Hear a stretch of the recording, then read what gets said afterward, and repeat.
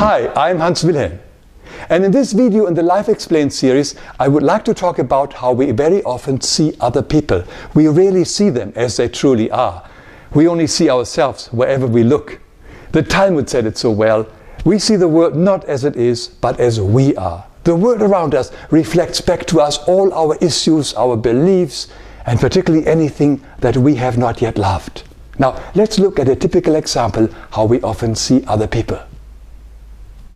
A very typical example is being afraid of getting older. Let's imagine if we have a charge against getting older.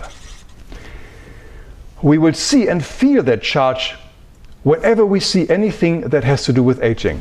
If we, for instance, see an elderly person on the other side of the road, we firstly see our own charge, not the elderly person so much. We see our own charge. Here we are oh my God, old age, oh my God, who wants that? So we are afraid. The elderly person is reflecting back to us our own charge and belief. That's why it's also called the triggering law, because it triggers something off in us, something that we have not yet loved and accepted in ourselves. We usually react from our own fear when seeing such a person.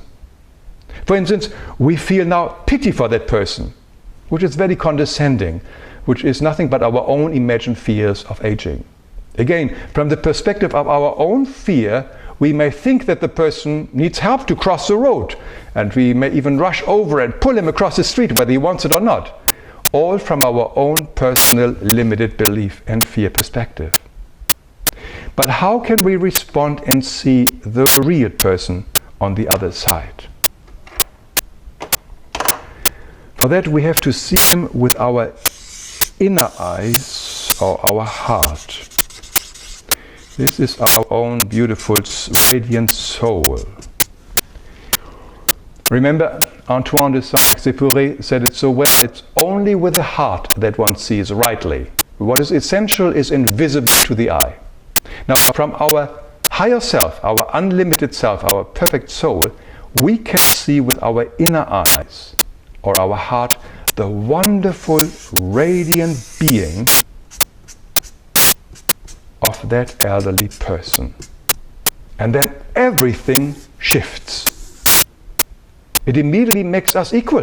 No more condescending thoughts of pity. We now can see this wonderful other soul has taken on the temporary role of an elderly person. It's just like a mask an actor wears. Remember Shakespeare's words in As You Like It? All the world is a stage and all the men and women are merely players. They all have their exit and entrances. When we now connect on the soul level, we can feel into the real needs of that elderly person much better. We are no longer blinded by our own personal fears and beliefs. Maybe we can now sense that he is quite happy on the other side of the road enjoying the passing traffic. Or he is waiting for his wife to pick him up in a car.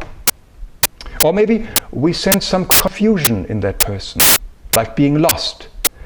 The help we are then offering him is not colored by our own issues, but it's genuine help. So let us never be fooled by our own reflections or masks everybody is wearing. Let us try to see beyond the mask, into the soul of the other, and we begin to see truth